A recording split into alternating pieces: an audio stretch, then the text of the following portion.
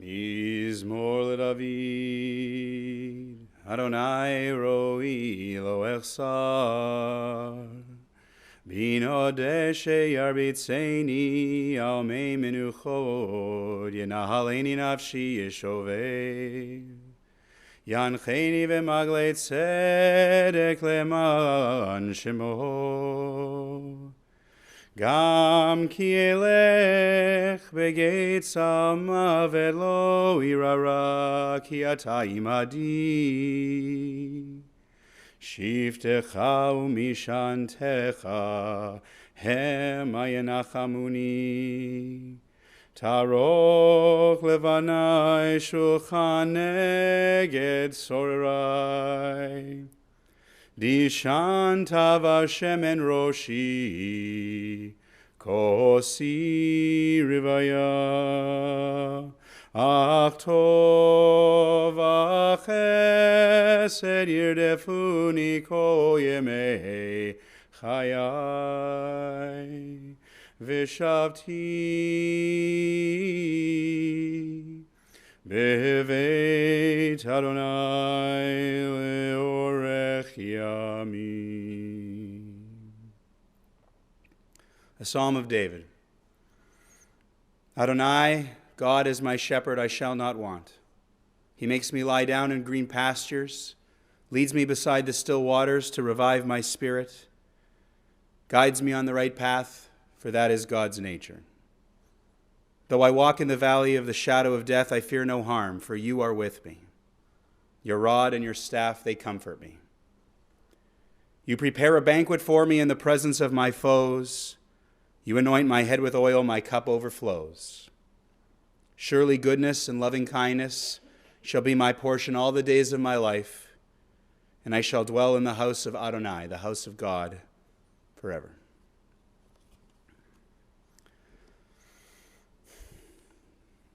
One of my favorite all-time songs is a song many of you probably aren't familiar with. It's called The Luckiest by a man named Ben Folds. It's a love song. The gist is the singer is addressing the woman he loves, trying to express just how much he loves her. In case you want to listen to it later, again, it's called The Luckiest by Ben Folds. And the final verse goes like this. Next door, there's an old man who lived into his 90s and one day passed away in his sleep. Then his wife, she stayed for a couple of days and passed away. I'm sorry, I know that's a strange way to tell you that I know we belong, but I know that I am the luckiest. It's the kind of story you'd only really expect to hear in a song, or maybe in a play, or maybe in a movie, because it's too poetic. It's almost too perfect.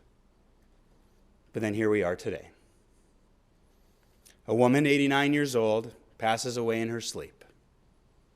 Her husband of 69 years, recovering from a broken hip, has a tragic fall not even one day later, slips into a coma, and passes away himself just 4 days after she died.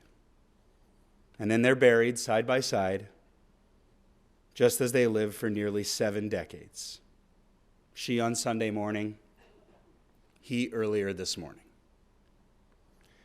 If it weren't so heartbreaking, if it weren't so sad, we'd probably say it were fitting, that there was something almost right about it.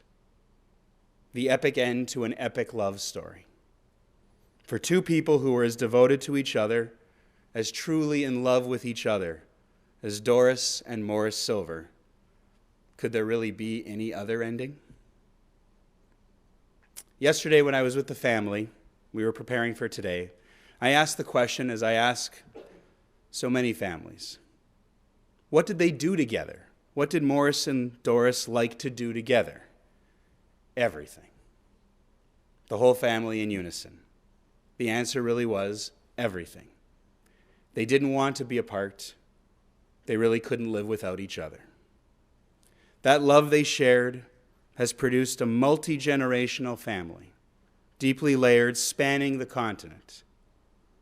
So many people who will miss their beloved parents, grandparents, great-grandparents, aunt and uncle, brother and sister, so much.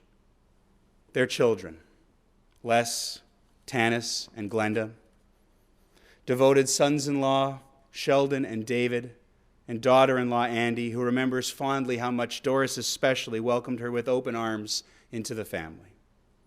Their grandchildren, Lee and Cicely, Emmanuel, Darcy and Alicia, Drew and Laura, Shimon and Ashley, Devin and Nicole, Ryan and Joshua, Avi and Michelle, Jeff and Angie.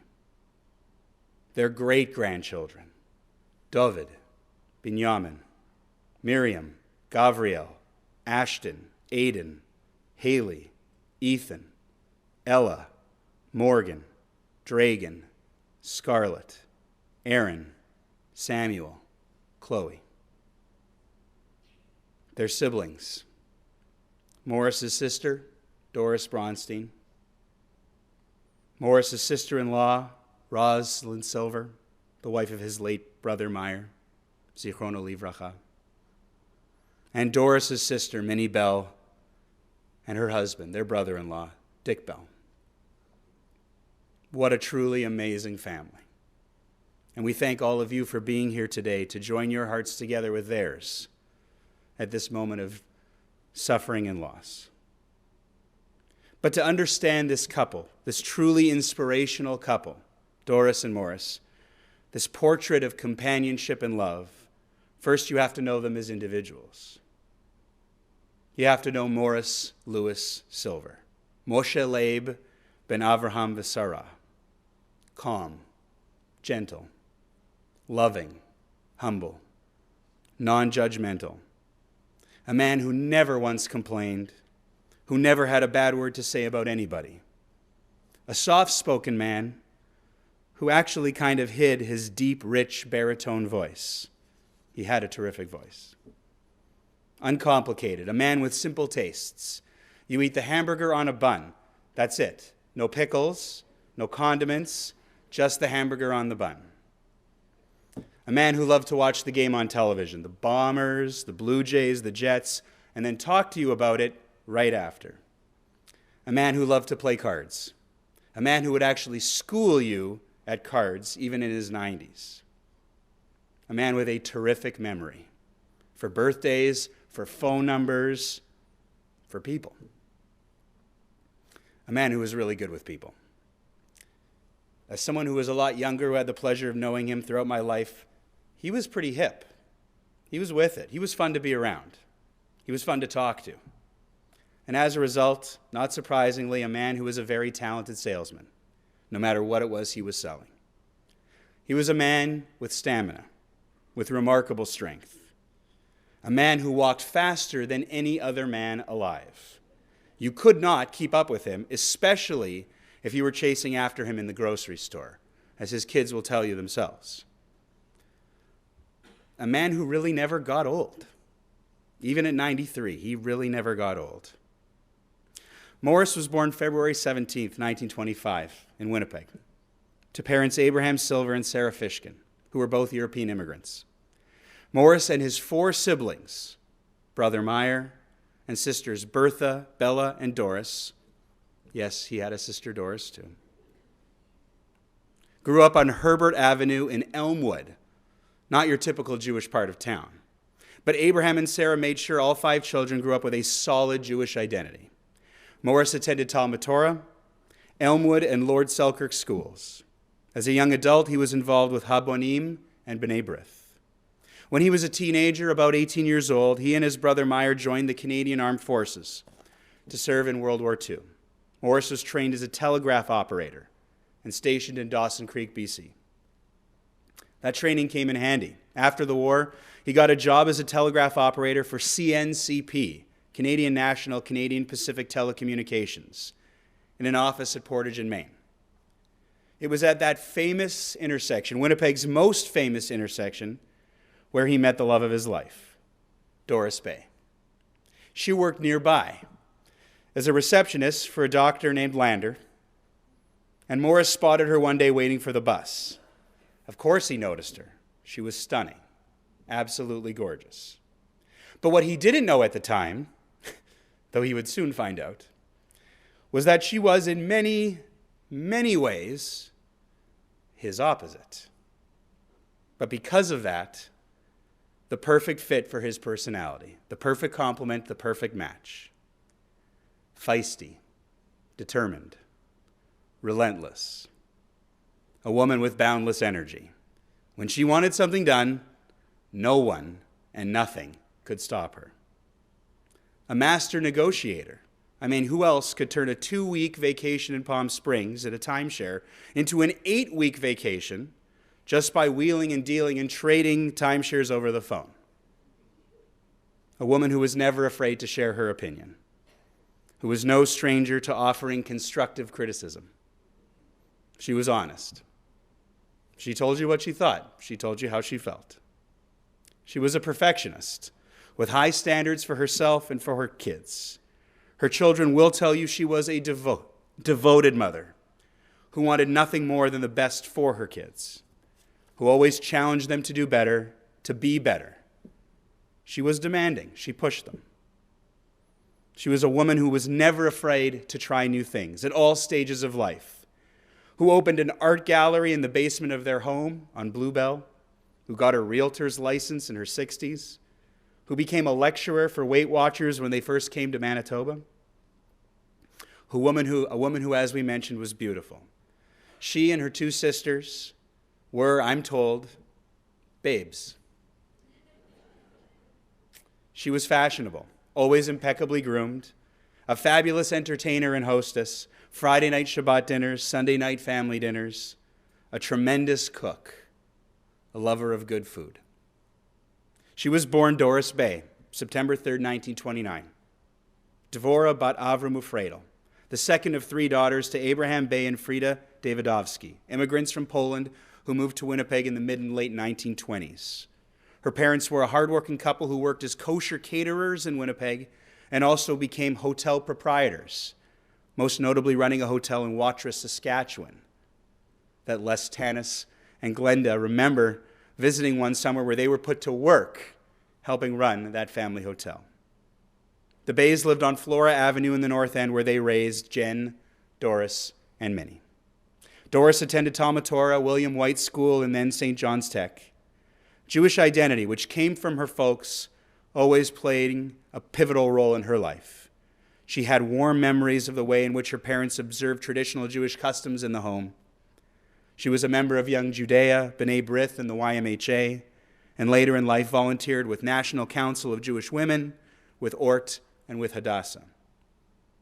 And as we mentioned, she got a job as a receptionist for Dr. Lander in his office on Portage and Main. Morris noticed her, but at first didn't do anything, just noticed her.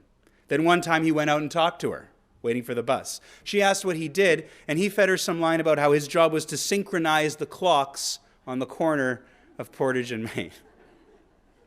He got her number and he gave her a call to ask her out. But when he did, Doris thought he was someone else. So she politely responded, not interested.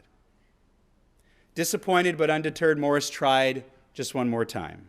This time, when Doris realized who he really was, she agreed. They were engaged 3 weeks later.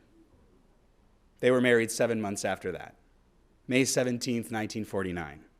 An epic beginning at Portage and Main, with a meet cute on the street, followed by a wedding day that was triply blessed. First, it was Lag BaOmer, the first day on the Hebrew calendar between Passover and Shavuot, when weddings are permitted by Jewish law, and therefore an auspicious day for weddings. It was a Tuesday, considered good luck in Jewish tradition, and it was a rainy day, which is always thought of as good luck for the bride. They were off to a pretty good start. Doris and Morris had 3 children, as we mentioned, Les, Tanis, and Glenda. Doris decided to become a homemaker and stay home, raising their 3 kids, while Morris went to work for his brother-in-law, Dick Bell, at Western Smallwares, a wholesaler. He started as a traffic manager, then got promoted to a buyer. The highlight of his job, annual trips to New York City to attend and buy at the famous toy show. In 1967, at the age of 42, Morris boldly decided to strike out on his own. It was a risky move at the time, but one that paid off because of his work ethic and true talent for sales. He started his own firm, ML Silver Agencies, working as a manufacturer's agent, dealing in toys and housewares. The best part was his office was their house on Bluebell, so he and Doris could be together every day. Just under 25 years later, he retired, but only from the agency, because he immediately went to work for the Winnipeg Free Press as a newspaper salesman, selling subscriptions over the phone. He would regularly win awards for the top salesman and collect the prize, handfuls of coupons to Burger King and Pizza Hut, just to name a few places. The grandkids remember these trips to cash in those coupons. Morris held that job at the Free Press for another 2.5 decades, finally retiring when he was 89 years old. But as much as he loved that routine and the thrill of the sale, there was no one he loved more than Doris. In fact, he'd often work a split shift at the Free Press. He'd go to the office on Mountain Avenue in the morning, but then come home for lunch, drive all the way back just so he could see Doris and eat lunch with her, and then go back to the office in the afternoon. As with really everything in his life and her life, their devotion to each other was evident and unwavering. Everything centered around each other, even their daily routine. That was the way it was for both of them. They lived their lives for each other, to be with each other. Everything else was secondary. Doris and Morris formed the perfect team. She helped him, he helped her. You know the old joke, he was the head, but she was the neck. Or as someone put it aptly just the other day, he was the steering wheel and she was the gas. They traveled the world together, Europe, Israel, every winter in Palm Springs. They played tennis together, they golfed together, they played bridge together. They became regular shul goers on Shabbat mornings at this synagogue together. Doris would encourage Morris to do things without her. Go play bridge with the boys. But he just didn't want to. So what did they do together? Everything. As I mentioned before, I'm lucky to have known them personally, really for my whole life, because their grandson Drew is my cousin on the other side, and Morris and Doris were his grandparents from the other side of his family. But every family event, they were there. And the way I remember it, the way people, and I guess I, used to say their names, it wasn't like you were saying 2 people. It was like you were saying one name. Morris and Doris. 2 names that just went together. Morris and Doris. Always together. One word, one bond, one inseparable couple for nearly 70 years until the very end. And speaking of my cousin Drew, it's my honor to call him up now to the Bima as he'll share some stories and memories on behalf of all the grandchildren, on behalf of their beloved Bubby and Zeta. Drew.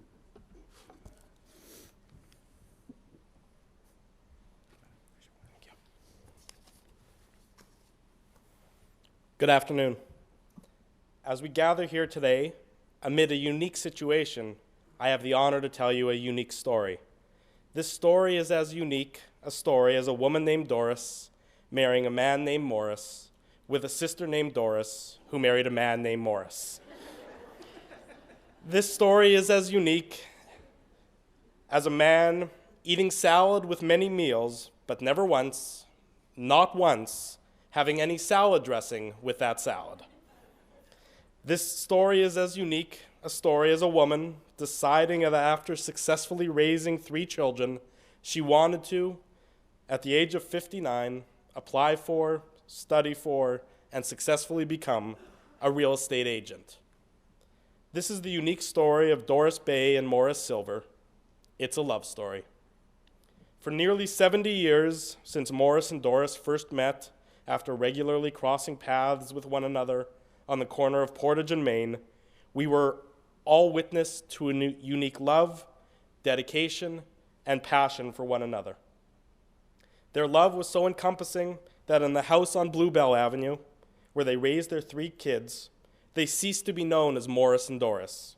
Growing up, the kids did not know their parents' names. They were only referred to each other as Honey and Dear. While their love for one another provided a great example for their children and grandchildren, their dedication to family and to Jewish life shined through with equal prominence. Gatherings at Bubby and Zeta's house were loud, boisterous affairs. Opinions, sometimes more than one opinion from the same person, were shared. Points and counterpoints were debated. Voices got loud, but as the voices grew, the feeling of love in the room grew exponentially greater too. Bubby and Zeta were regular attendees at Shabbat services and Torah study here at Shara Zedek.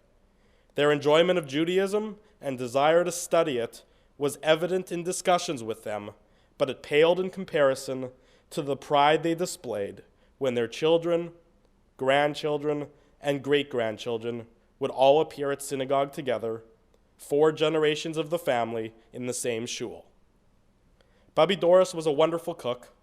Shabbat dinners were a specialty: chicken soup, brisket, meatballs, and potatoes, but she was equally adept at whipping up a snack at the drop of a hat. I remember being with Bubby and Zeta in Palm Springs, and for some reason, I wanted hummus. Most people would just go to the store, but most people are not Doris Silver. In the blink of an eye, and with Morris playing sous chef, "Dear, come open this can of chickpeas. Dear, where is the lemon?" A bowl of hummus materialized in front of me with minimal fuss, but a lot of flavor. Among us grandchildren, there was no quicker way to create animosity than for one grandchild to receive an extra helping of cinnamon twist cookies. As soon as that news would spread throughout the family, Bubby's phone would ring and demands would be made for additional cookies to be produced. It's a wonder that Bubby was ever allowed out of the kitchen. Her baking and meals were in such demand. That being said, Bubby sometimes went a little too far in keeping her family well fed. I don't think any of us will forget being in Israel at the Ein Gedi Resort and Bubby pulling hard-boiled eggs out of her purse that she had taken from the hotel breakfast many hours earlier that day. I'm pretty sure those eggs went uneaten, but the story has lasted for years. As Bubby was busy keeping us nourished, Zeta was teaching us the finer points of various card games, whether it be gin, cribbage, or a card game called Casino. Zeta Morris was one of the great card players of his time.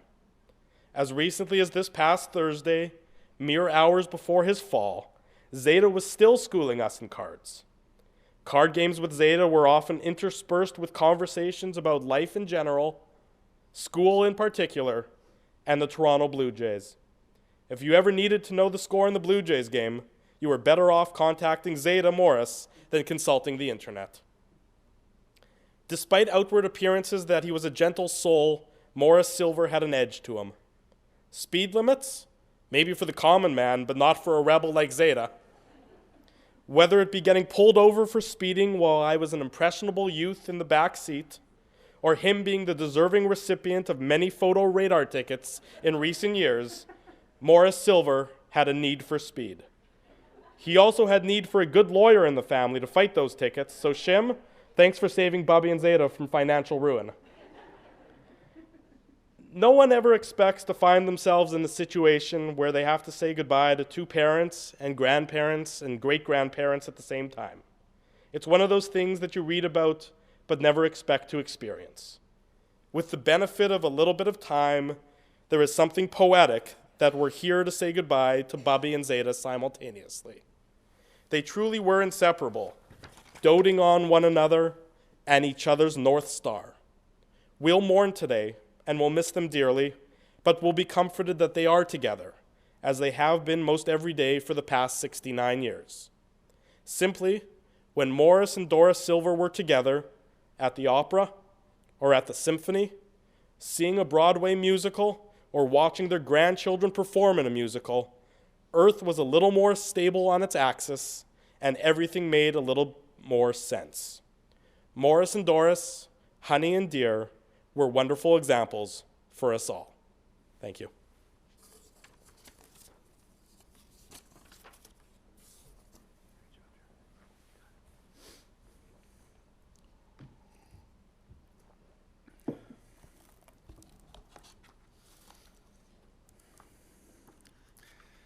Just a fabulous job, Drew. Thank you. I have just one final thought. About 5 years ago, Dorys and Morris had an idea, which actually means that Dorys came up with something that Morris had no choice but to go along with. It was going to be their 65th wedding anniversary, and Dorys wanted to mark the occasion by renewing their vows, by really recreating their wedding night. And they asked me to officiate the ceremony. It was a tremendous honor. We had a whole ceremony. I do have to share one quick story before, that about a week before the ceremony, my family had a trip to New York. And when I told Dorys I'd be going out of town, she wasn't thrilled. Are you so sure? Are you sure this is such a good idea? What if you get delayed? What if you can't make it back in time? Dorys, it'll be all right, I promise. And it was better than all right. They walked down the aisle, just like they had 65 years before. They shared wine. They again exchanged vows. Morris even broke the glass. Two people, 65 years later, still absolutely in love. It was such a special evening. And leading up to it, I remember we had a meeting. I asked Dorys and Morris what the secret was. Dorys, of course, had the answer. Love and commitment. We really still love each other, she said. We even like each other.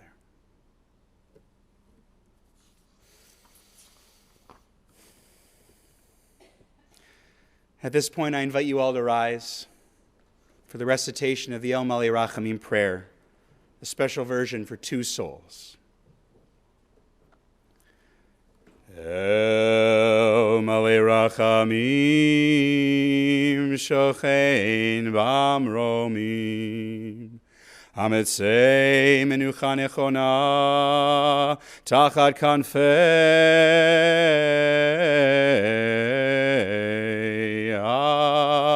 Shekhinah b'malo kedoshim uteorim Kizohar arakia mazirim et nishmot Moshe ben Avram v'Sara Udevora bat Avram ufredo Shehalchu leolamav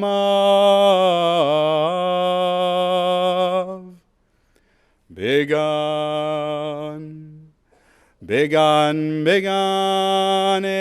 Eden Tehei menuchatem Anabal harachamim Hastireim beseter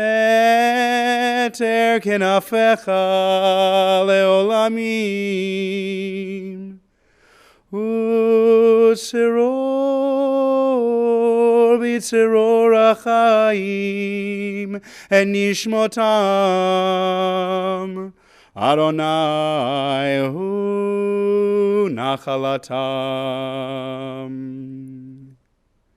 V'yanuchu b'shalom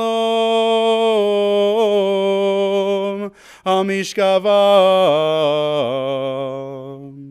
v'nomar Amen. Exalted, compassionate God, grant infinite rest in your sheltering presence among the holy and the pure to the souls of Morris and Dorys Silver.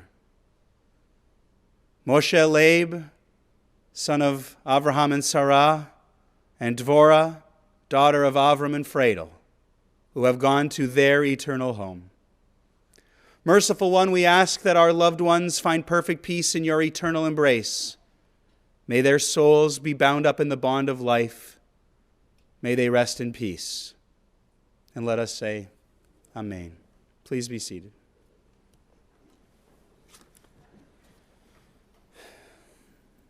And to the family, we offer these words. Hamakom yinachem etchem betoch sha'ar avelei Tzion v'Yerushalayim. May you all be comforted and consoled. May God comfort and console you among all those who have ever mourned throughout the Jewish community, throughout the people of Israel. Thank you to everyone for coming here today. As we mentioned, interment has already taken place. And so now we will move into the auditorium for a meal of consolation as we join all of Morris and Doris's loved ones to offer our condolences, our support, and our love, helping them through this truly difficult time. In that same spirit, the family will be sitting Shiva at Glenda and David's home, 2229 West Taylor Boulevard, tonight from 7 to 9, and tomorrow from 2 to 4 in the afternoon and from 7 to 9 in the evening. Both this evening and tomorrow night, there will be davening prayer services at 7 o'clock. I'll invite the family to exit first, and then when we open the doors at the back, please join us for a meal in the auditorium. Thank you again to all of you for being here today.